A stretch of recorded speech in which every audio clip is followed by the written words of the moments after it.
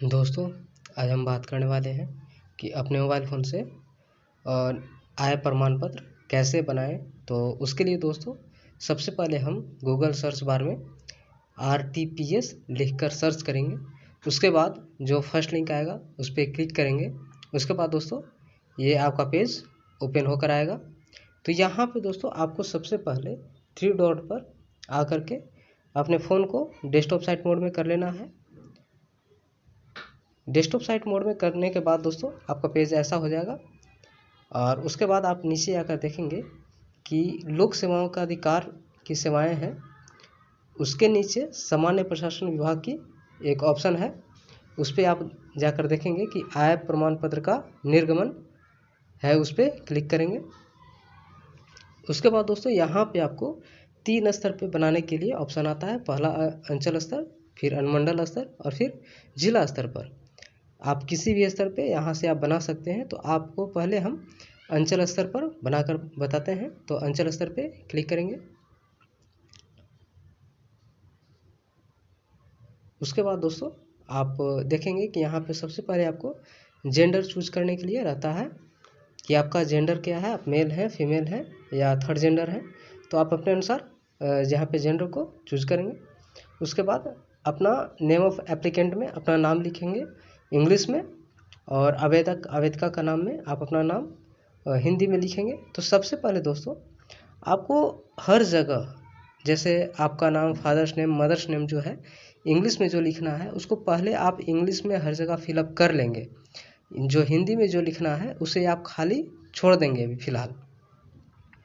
जैसे आपका नाम में जो है यहाँ पे अपना नाम लिखेंगे। उसके बाद फादर्स नेम में फादर्स नेम लिखेंगे इंग्लिश में, फिर मदर्स नेम में इंग्लिश में मदर्स नेम लिखेंगे। उसके बाद जो महिलाएं शादीशुदा हैं वो अपना पति का नाम लिखेंगे, हस्बैंड का नाम लिखेंगे। उसके बाद दोस्तों आवेदक का मोबाइल संख्या, यहाँ पे दोस्तों अपना मोबाइल नंबर डालेंगे और उसके नीचे ईमेल डालेंगे। दोस्तों मोबाइल नंबर और ईमेल डालने से एक ये सुविधा होती है कि आपकी मोबाइल नंबर पे या आपके ईमेल पे, जैसे मोबाइल नंबर पे आपका एक लिंक चला जाता है जो बनने के बाद आप जिससे डायरेक्ट डाउनलोड कर सकते हैं, और ईमेल पे आपको एक PDF के रूप में चला जाता है जिससे आप डायरेक्ट डाउनलोड कर सकते हैं। तो आप देने से आपके ही फायदे हैं, आप दे सकते हैं। उसके बाद अपना स्टेट चूज करेंगे, राज्य चूज करेंगे, और उसके बाद अपना ज़िला को चूज करेंगे। यहाँ पे आप जिस भी ज़िला से आते हैं आप अपने अनुसार ज़िला को चूज करेंगे। उसके बाद आप अपना अनुमंडल चूज करेंगे और उसके बाद प्रखंड को चूज करेंगे। और उसके बाद दोस्तों स्थानीय निकाय का प्रकार है, तो इसमें से आप देखेंगे कि क्या आप ग्राम पंचायत के अंतर्गत आते हैं या नगर निगम के अंतर्गत आते हैं या नगर परिषद के अंतर्गत आते हैं या नगर पंचायत के अंतर्गत आते हैं। तो आप अपने अनुसार यहाँ पर चूज करेंगे। उसके बाद वार्ड नंबर लिखेंगे। उसके बाद अपना गांव लिखेंगे और फिर डाकघर को चूज करेंगे, डाकघर को लिखेंगे। उसके बाद अपना थाना, जिस भी थाना के अंतर्गत आप आते हैं उस थानों को यहाँ पर सिलेक्ट करेंगे। और उसके बाद पिन कोड लिखने के बाद यहाँ पर आप अपना फ़ोटो को अपलोड करेंगे। और उसके बाद दोस्तों आधार संख्या यहाँ पर डालने के बाद दोस्तों आपके जिस नंबर से आधार लिंक रहता है, आधार में जिस नंबर को आप एक्टिवेट किए हैं, जोड़े हैं, उसी नंबर पे 6 डिजिट का एक OTP जाएगा जिसको वैलिडेट करना रहता है। उसके बाद आप नीचे आएंगे तो देखेंगे कि प्रोफेशन आपका पेशा चूज करने के लिए है। आप छात्र हैं या सरकारी सेवा में हैं या निजी सेवा में हैं या व्यापारी कर रहे हैं या किसान है या गृहिणी है या अन्य है, इसमें से आप अपने अनुसार चूज करेंगे। उसके बाद आवेदन का उद्देश्य पूछ रहा है, तो आप इसे भर भी सकते हैं, छोड़ भी सकते हैं कि आपका उद्देश्य क्या है इसे भरने के लिए। तो आप अपना डाल भी सकते हैं, छोड़ भी सकते हैं। उसके बाद दोस्तों यहाँ पे अगर आप सरकारी सेवा में हैं तो अपना सरकारी सेवा से जो आय है उसको आप लिखेंगे। उसके बाद कृषि से, अगर आप किसान हैं तो आप कृषि से जो आय है आप लिखेंगे। उसके बाद आप अगर व्यवसाय कर रहे हैं तो आप व्यवसाय से जो आय है अपना लिखेंगे। और उसके बाद अन्य स्रोत से आय है उसे लिखेंगे। तो अगर इसमें से आप किसी में भी अगर आप कुछ लिखते हैं, जैसे अन्य स्रोत से आपका आय जो है 1 लाख का भी मिनिमम बनता है तो आप यहाँ पे लिखेंगे। उसके बाद कुल आय पे जैसे ही आप टच करेंगे तो वो आ जाएगा यहाँ पर। उसके बाद आप नीचे आएंगे तो आप यहाँ पे जैसे ही ब्लॉक आप चूज करेंगे दोस्तों, जैसे हम अभी चूज नहीं किए, यहाँ पे जैसे आप चूज करेंगे तो यहाँ पर आप देखेंगे कि आपका संबंधित जो ब्लॉक है वो आ गया। उसके बाद अपना कैप्चा को रिफ्रेश कर लेंगे। पहले अपना कैप्चा को इसको रिफ्रेश कर लेंगे।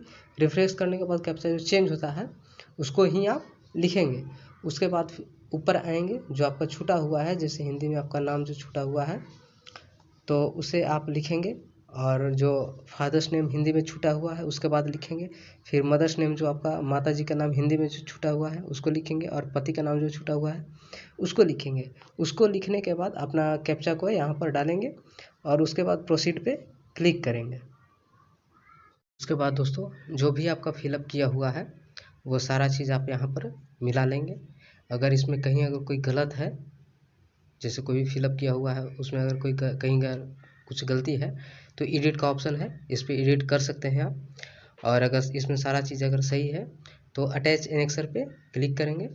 उसके बाद यहाँ पर दस्तावेज में आप यहाँ पर वोटर कार्ड और Aadhaar card, MNREGA job card, driving licence, PAN card, passport और सर्विस पहचान पत्र, पासबुक, स्मार्ट कार्ड और स्वास्थ्य बीमा स्मार्ट कार्ड, पेंशन दस्तावेज और कुछ सरकारी पहचान पत्र, इनमें से कोई आप जो भी आपके पास पहचान पत्र है उसको आप सेलेक्ट कर लेंगे और उसको यहाँ पर डॉक्यूमेंट के रूप में यहाँ पर अपलोड करेंगे। जेपीजी फाइल में हो या